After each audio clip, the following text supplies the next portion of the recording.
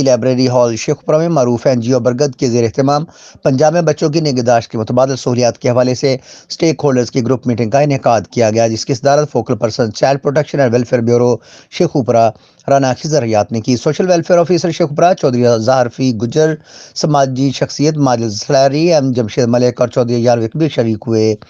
اجلاس میں اقوام متحدہ کے ادارے یونیسیف اور development and empowerment of women کے نمائندوں نے بھی شرکت کی۔ اس موقع پر NGO برگد کی سپروائزر صاحبہ عرفان نے بریفنگ دی اور ایجنڈا بھی پیش کیا۔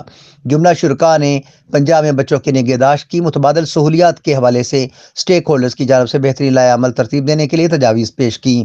اس موقع پر مہمان خصوصی focal person child protection and welfare bureau Sheikhupura Rana Khizar Hayat نے دوران گفتگو کہا کہ بچوں کی نگہداشت بے حد اہم ہے۔ والدین کو چاہیے کہ بچوں کی تعلیم و تربیت کے دوران ان کے اساتذہ اور دوستوں سے رابطہ میں رہیں اور بری سوسائٹی سے اپنے بچوں کو دور رکھیں۔ انہوں نے شہریوں سے درخواست کی کہ کسی بھی بچوں کے حوالے سے شکایت کی صورت میں فوری طور پر چائلڈ پروٹیکشن بیورو کی ہیلپ لائن 1121 پر رابطہ کریں۔ انہوں نے مزید کہا کہ حکومت پنجاب کے ویژن کے تحت عوامی سہولت کے پیش نظر بچوں کی پروٹیکشن کے لیے احسن اقدامات اٹھائے جا رہے ہیں۔ مقررین نے child protection and welfare bureau Sheikhupura کی کارکردگی کو خوب سراہا۔